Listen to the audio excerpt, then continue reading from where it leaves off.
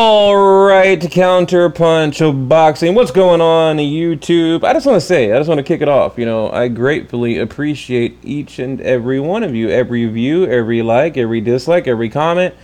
Thank you. You don't hear it enough on YouTube. Thank you. I appreciate it. But look, okay, I covered the Premier Boxing Champion a while back. I had an all-access behind the scenes with the Charlo brothers, and I don't think I've ever put the video up on my channel, so I'll let you guys check it out while I'm talking. Okay, look, let's get into it. Okay, Superfly 2. We're going to talk about Canelo Golovkin in a minute, but let me get this out of the way. Okay, Rungvisai Estrada at the Forum, February 28th, I believe, February 28th. Tom Loeffler doing his thing. And immediately, when I thought about this, Tom Loeffler working with, the international promoters, just grinding, getting all this together, is he good or is he bad for Gennady Golovkin? I've got a couple of questions for you guys out there listening today. Number one. Number two, I'll get to in a minute, which I think you'll like the second question, but is he good or bad? I'm grateful that Golovkin got from out from underneath the original promoter and hooked up with Abel Sanchez and Tom Loeffler, K2 Promotions. You remember the story. Gennady Golovkin flies in, he's got a bag, and he hits the mitts with Abel Sanchez, and Abel Sanchez is like, yeah, as soon as I felt that power, I knew we had a champion like on our hands, like right here in front of me. He knew it. It was like an instant connection. Look, they make books about that kind of stuff. Okay. Okay, but look, before we get back it up. Before we get into that, Rungvisai Estrada, okay, Superfly 2. Like I said, if you're not a boxing fan, this lineup here should make you one. Like, if you have that friend, they're like, oh, UFC is great, boxing sucks, I don't know why you watch it, it's all, fake and blah, blah, whatever.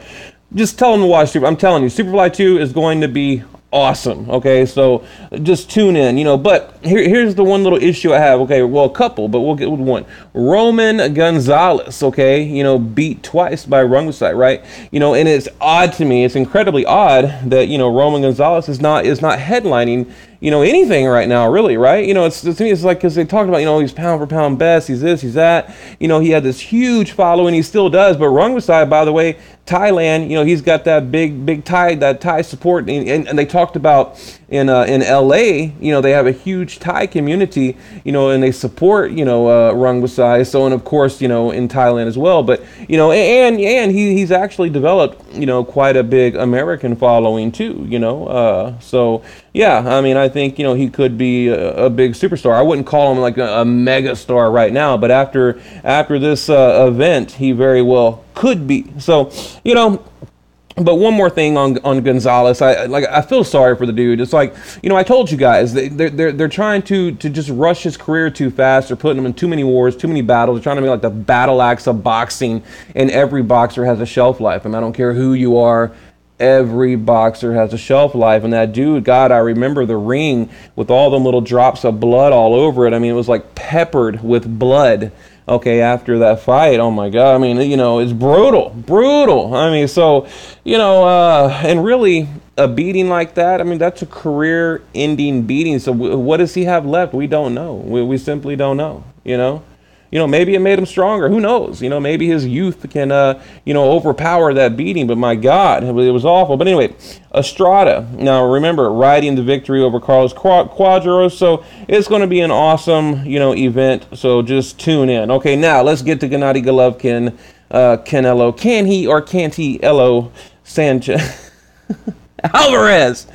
Canelo Alvarez. All right.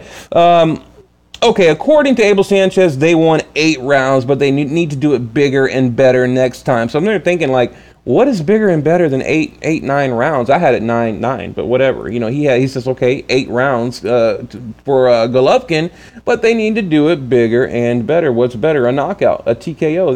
That's the only thing it could be, right?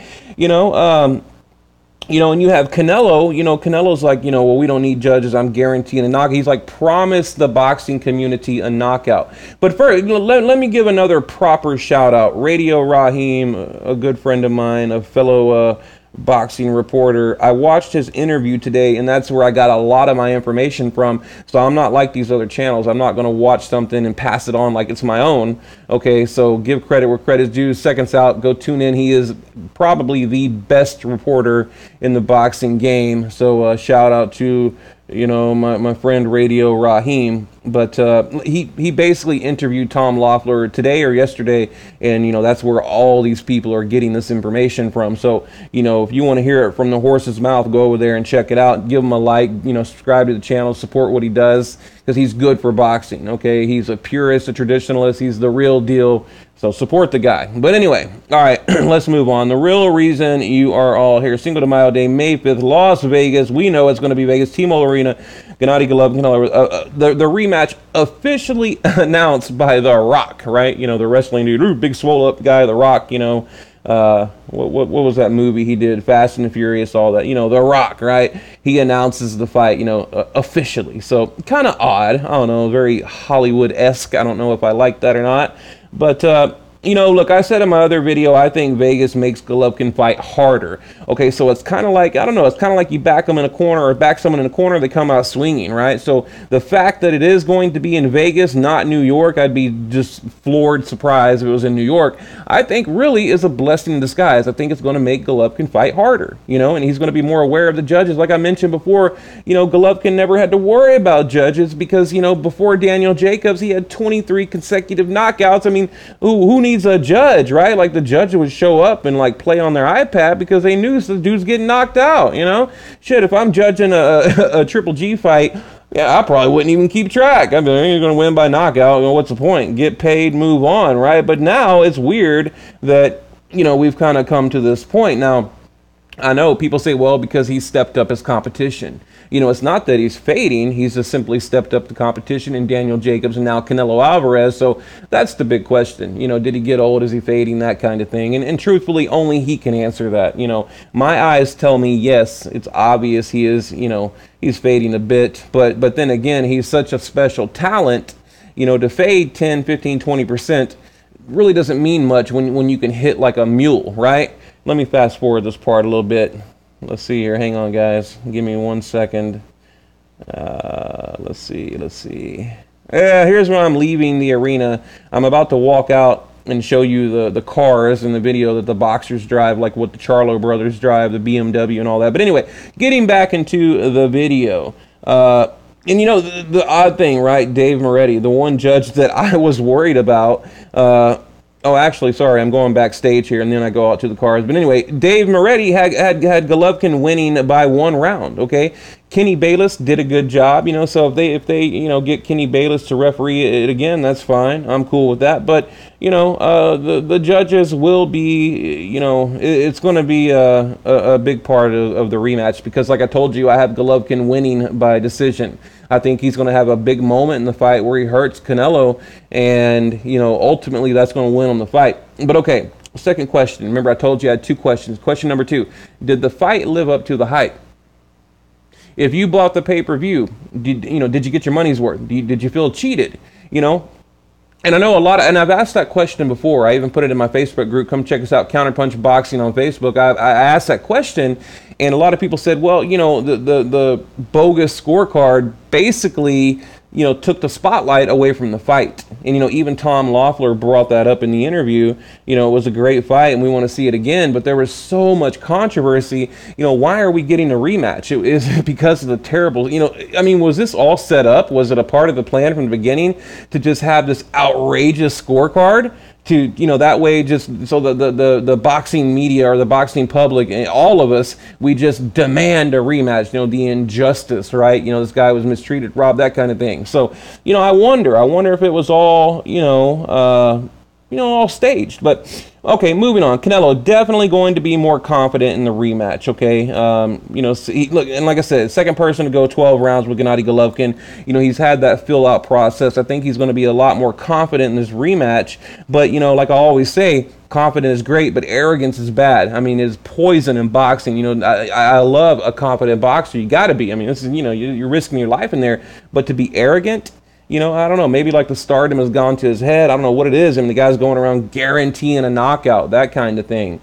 You know, so but you know, and I've talked about the adjustments. You know, who can make that? And again, go watch my other video. I think Golovkin, and I broke it down. I think he can make the easier adjustments, the more attainable, realistic adjustments. So Canelo, you know, how do you teach someone to have, you know, better stamina to fight 3 minutes of 3 minutes of each and every round instead of 1 minute, you know, fighting, going to the ropes, you know, throwing, you know, flashy combinations. You know, you can't learn that in a training camp. And by the way, both guys enrolled in VADA. Okay, so that just announced. But I remember there was a little bit of controversy in the original fight, how Golovkin was tested like 8, 9 times or whatever, and Canelo only 1 or 2, something like that. But both guys enrolled in VADA. Check out those cars. That's the Charlo brothers, that white car, that BMW. That's one of the Charlo brothers. They drive that car. But because they're from my hometown, Houston, that's why. You know, I'm pretty cool with those guys, but I need to get in there and get an interview. But anyway, you know, like I said, Canelo guaranteeing a knockout. Golovkin, he says, when, you know, no judge is needed, that kind of thing. So I'm excited. And something I'd like to end on here. You know, what is up? Why? Let me go back a little bit. Why is the boxing community? It's like no one is excited about the rematch. Like I feel like I'm like the Lone Ranger here. You know, I even have people texting me on Facebook Messenger. They're like, man, you know, why are you so excited to see the rematch? I'm like, well, why not? It's like, who, you know, look, here's the thing. Yes, I do want to see, and they brought this up in the interview, I want to see Golovkin become the undisputed middleweight champion. You know, hasn't been done since Bernard Hopkins, Carlos Monzon before him. I want to see it. Of course I do. But here's what's going to happen. You know, I'm telling you guys, this is what happened. The rematch, okay, Golovkin, he will win, okay? Then he's going to go fight Billy Joe Saunders. And this is basically what Tom Loeffler just said on the interview, you know?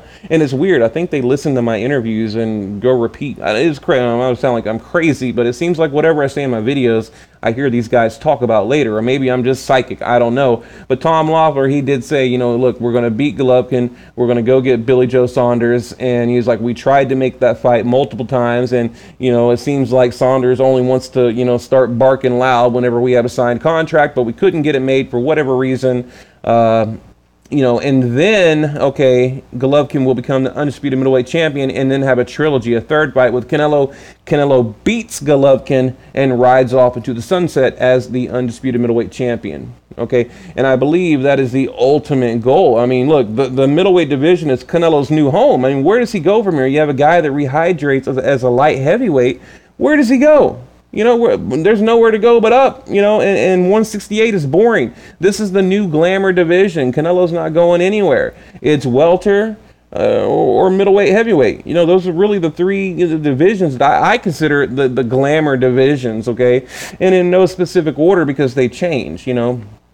You know, I think if we can get like an Anthony Joshua, Deontay Wilder type thing going on, then, you know, maybe the heavyweight division will take the spotlight. But right now, as of now, it's probably a tie. You know, well, take Golovkin, Canelo out of the equation, and the welterweight division is the #1 glamour division. But right now, I think it's a tie. You know, I think it's a tie.